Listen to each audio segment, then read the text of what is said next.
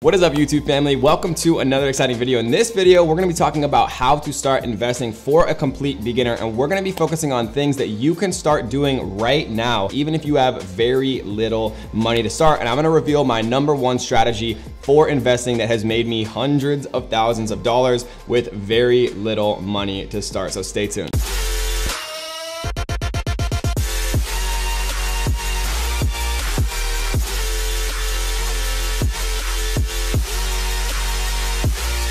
All right, guys, so we're gonna be talking about Warren Buffett, AKA the stock market king. We're gonna talk about the strategies that he actually advises and he recommends when it comes to actually getting started investing for beginners. And we're gonna be talking about some of the fatal mistakes to avoid, because a single fatal mistake can destroy you. And what people don't realize is if you have $100 to start and you lose 50%, right? Now you have $50. And then if you make 50% back, right, you don't go back to $100. Right? 50% of 50 is 25, so you only go back to 75. So losing money is the #1 worst way to actually, be in the market, right? And Warren Buffett says, don't lose money is rule #1 of investing. And rule #2 is refer to rule #1. So we're gonna be talking about how to actually diversify and mitigate your own risk, because losing money is actually much more important to avoid than gaining money in the long term with investing. And I'm gonna be revealing the #1 strategy that I personally use and recommend to all of my friends and family when it comes to investing. It's called the DCAIF method. We're gonna be talking about that in detail later on, and I'm gonna reveal exactly how anybody anywhere can get started with very, very little money to start investing using this strategy. So I started investing actually when I was 14 years old, and not in the traditional way that you're probably thinking, like stocks and bonds and things like that. But investing, by definition means doing things with your time or money that you hope and assume are going to appreciate in value. Because investing is as much a mindset as it is, investing your actual money into the stock market. If you have the mentality that you need to invest in yourself and invest in your own learning, you're gonna come out way ahead of people who only think about investing their actual money into the stock market. And so if you're only watching this video because you think that I'm gonna reveal like the next 3 hottest stocks that are gonna go from a penny to $1,000, right? That's not the point of this video. The point of this video is to teach you actual fundamentals that over the long term are gonna make you a significant amount of money if you follow these fundamental ideas, right? Because one of the most famous books for investing is actually by Ben Graham, which is one of Warren Buffett's mentors, and it's called The Intelligent Investor. So The Intelligent Investor is probably one of, if not the most famous book on investing, and it's a very long book and it's a very dry read.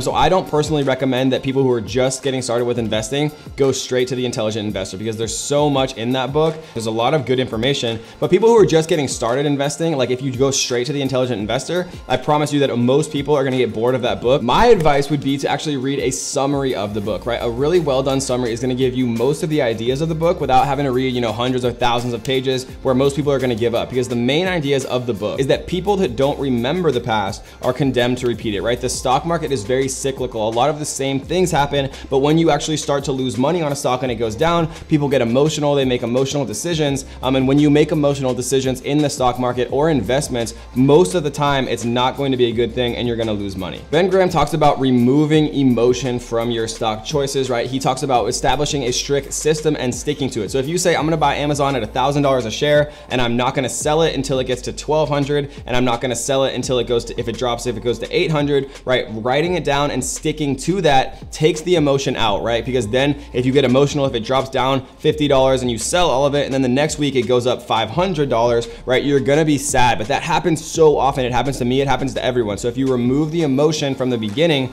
you're gonna be in such better shape than most people are when they start investing, and they allow human nature to actually dictate their decisions more so than sound logic and what your actual plan is. So once you read that summary, my favorite book, right, in all of the investing world is actually a book by Peter Lynch, and the book is called How to One-Up Wall Street. And what he talks about is how to use your own experiences in your own life and your own kind of situation to really have a one-up, right, to one-up Wall Street. And let me give you an example to kind of illustrate that. So a few years ago, when I was selling on Amazon FBA full-time, when I was using AWS, Amazon's cloud systems to run my software and my iOS apps and things like that. I was just dumping money into Amazon. I seriously knew how much money that they were making from FBA, how much money that they were making from AWS. I used Prime every day. All of my friends had Prime shipping. I realized that Amazon had their claws everywhere, and they had these huge competitive barriers to entry that nobody's ever gonna touch, right? For e-commerce, it's Amazon first and everyone else a very, very distant second.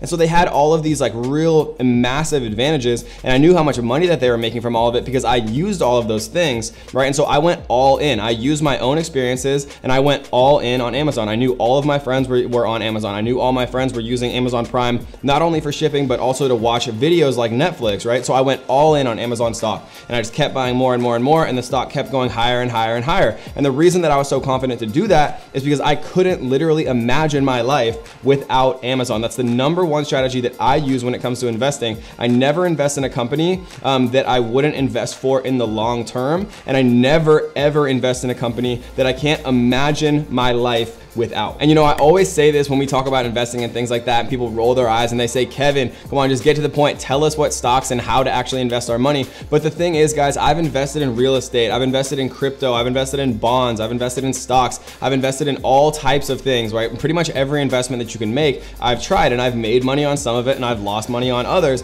But the truth is, nothing has ever come close to the money and the time that I've invested into myself, into learning, into actually building my YouTube channel, into building my business, into building an Amazon business, into, you know, creating these communities of people. Nothing has ever come close to the ROI, to the return on investment of investing into myself and into my own learning. So my #1 recommendation to you before we get into my strategy that I like to use with the stock market is invest in yourself, right? Invest in learning how to do a YouTube channel, invest in creating a Facebook group, invest in a podcast, invest in learning Amazon or SMMA or how to create a digital course, or things like that you learn and you can literally apply that knowledge for the rest of your life. So investing in yourself is by far, no question, the most profitable way of investing. But for the people who are rolling their eyes and they're saying, Kevin, just tell us actually how to invest our money, let's get to that in just a second. Because the truth is, investing and doing so profitably normally is a full-time job, right? Having to do research on these companies and their management and, you know, what their new strategies are and all of this stuff, it takes a ton of time. And so the best strategy for most people is called dollar cost averaging. And I like to add in my own little twist to that, which we're gonna talk about in just one second. But before we do, I wanna quickly recap on what we discussed, right? Because we discussed kind of a lot of things, and I wanna make sure that everybody understands them chronologically. So first and foremost, it is important to invest in yourself, but strictly concerning the stock market, right? It's very, very important to not allow yourself to become emotional, right? Create a plan and stick to it, and you're gonna be in such better shape than people, you know, if the stock drops $10, they sell their whole portfolio, and then the next day the stock, you know, pops $500 and they lost all that potential gain just because they got emotional. Another important strategy that we do need to touch on is creating what's called an emergency fund, right? Never invest all of your money into the stock market or any investment. You wanna save, you know, at least 10% of your take-home pay in an emergency fund in case anything crazy happens, like you break your leg or you're unable to work, or, you know, something happens where you all of a sudden need a lot of money, and people will invest all their money into stocks or bonds or things that they can't get to, you know, quickly, and then, you know, they're kind of out of luck if they have an emergency situation. So what I would always kind of advise people to do is create an emergency fund with 10% or more of your take-home pay, just in case you ever need it. Okay, so what actually is the dollar cost averaging strategy, and what is the IF of the DCAIF? Well, it actually stands for index funds, right? So my strategy that I would always recommend for new people is dollar cost averaging with index funds. And I know that sounds complicated, but let's actually break down exactly what it is and then how anybody anywhere, even with very little money, can get started doing this, investing in the best way. So we're gonna talk about that in 2 seconds, but really quickly, guys, I wanted to give a shout out to our daily comment winner. We want to give shout out and show love to all of our, you know, amazing commenters. Every single day we pick a new person and we give them a big shout out in front of, you know, hundreds of thousands of people on these videos. So shout out to you. And if you want to be our next daily comment winner, all you have to do is one simple thing: leave a comment down below letting me know what your best ever investment was, right? Tell me what your best investment was. Maybe you bought Amazon 10 years ago and you've made, you know, $100,000 with it. Let me know down below in the comment section what your #1 investment of of all time is, and you could be our next daily comment shout out winner. All right, guys, so what dollar cost averaging actually is actually very simple. So let's say that you have an extra $1,000 a month that you want to invest into the stock market, right? If you have $1,000 a month, then what you're going to do is on the first day of every month, you're going to invest $1,000 into the same stock, right? So let's say that we choose Apple, just for the sake of example, right? So we're going to buy $1,000 of Apple stock on the first of the month, right? So maybe we're going to get 100 shares just for the sake of math. I know that that's not the correct actual share price for Apple, but let's say for the sake of math that Apple shares, you can buy 100 of them for $1,000. So then the next month, on the first of the month, we're going to again invest $1,000, right? But this month, maybe Apple stock went down. And so what's going to happen is we're actually going to be able to buy more than 100 shares because Apple stock is actually cheaper this month because the stock price went down. So maybe this month we're going to buy 110 shares instead of last month we were only able to afford 100 shares with that $1,000. So let's take it to the third month, right? Let's go to the third month and let's say that Apple stock has gone up, right? So now instead of buying 100 the first month and then the second month the stock price went down, so we were able to buy 110, the third month it actually goes up, right? So now Apple's shares are actually significantly higher, and so this third month we're only able to buy 90 shares. Basically what dollar cost averaging means is you eliminate the need to try to time the market because each month you're buying the same amount of monetary value of stock. If the stock price goes up, you get more shares. If the stock price goes down, you get less shares, but the shares you do have gone up in value. So what it does is it basically mitigates the need to actually try to time the market because you're entering the market every month at the same time, whether the stock goes up, if the stock goes up, you make money on what you have. If the stock goes down, you're able to buy more shares of that stock that are hopefully going to eventually go up. Because, if you take the stock market as a whole, since the stock market first started,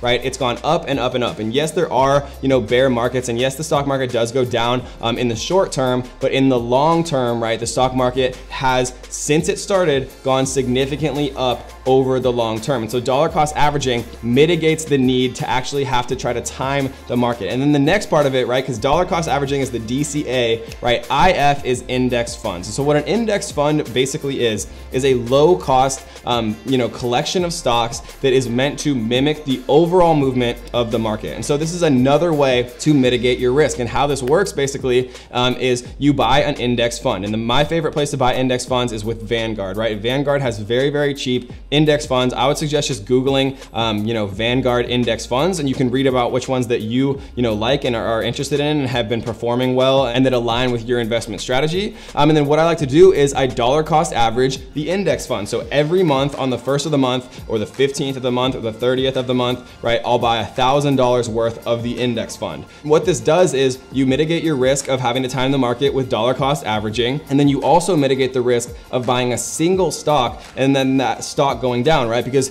as a whole, the market generally goes up. That's why people invest in the market, because as a whole, the stock market has gone up and up and up. And so investing into an index fund really mitigates your risk of a single stock going down significantly because you're investing into the market as a whole, right? Into the collection of stocks as a whole, which mitigates your risk again. So this is the single strategy that I personally use and have had the best success with because it takes almost none of your time, right? There's very little emotion because it's the stock market as a whole and your dollar cost averaging, which mitigates the actual risk of having to time the market. And so I hope you guys enjoyed this video. If you did, do me a favor and click that little like button right here.